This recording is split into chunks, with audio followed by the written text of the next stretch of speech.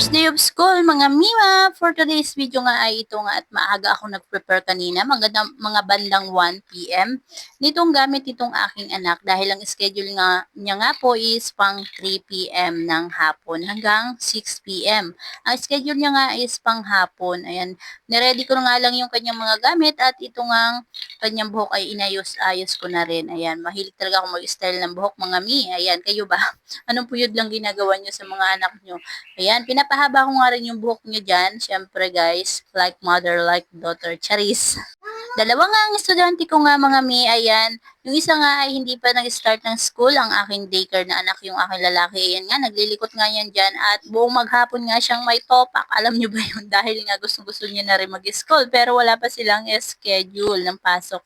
Medyo inaantok nga yan dyan kanina mga Mi dahil nga ang tulog nila dapat talaga is 12 ng hapon hanggang alas 3. Nasanay sila ng ganon. Ayan, hindi na siya natulog, inaantok na nga yan dyan pero sana wag naman makatulog sa school. Huy! For sure, yung ibang mga mami dyan, ayan, wala na naman tigil ang mga bibig. Ratatatatatatat, ayan, charis lang po, ayan. Siyempre, ganun talaga ang mga nanay. Ayan, walang tigil ang bunganga sa kakangaw sa mga anak na pasaway, ayan. Ayan nga mga mi, ito, inaayusan ko nga ng buhok yung aking anak na yan. Tingnan nyo naman ang pagkakapuyod ko. Gantong style nga lang dahil ayoko niya talaga nang nakalugay ang buhok niya. Dahil nga pag lalo na pag nagsusulat, sumasabit-sabit sa kanyang kamay yung kanyang buhok, ayan. O di ba? In-stylean ko nga lang ng ganito yung kanyang buhok, syempre, para tayong mag-practice na rin tayo ng pag-aayos ng buhok ng ating mga junak. So, di ba? Ang daming lagay sa buhok. Style lang yan, mga Mima.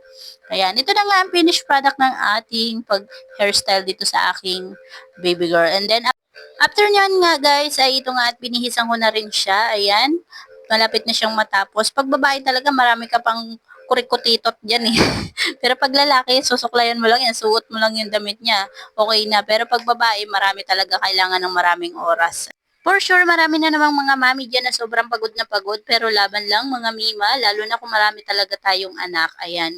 Yung sa akin, dalawa na rin yung mag-school ko, pero yung isa wala pa talagang school. Ayan, wala pa silang schedule. Ayan.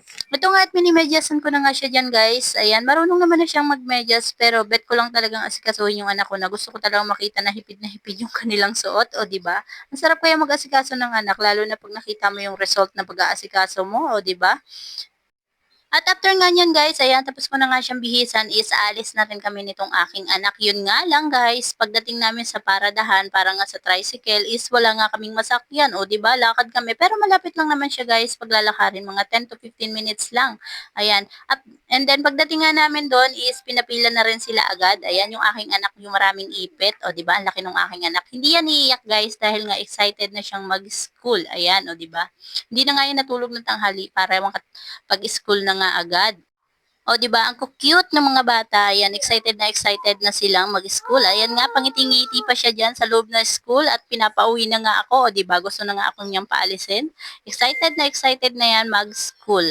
And then after yun nga guys is umuwi na rin ako. Ayan, lakad ang person pauwi ng bahay. Sayang ang pamasahe guys. Araw-araw natin gawin yan para tayo pumayat. Ayan. At ayun lamang guys. Thank you for watching.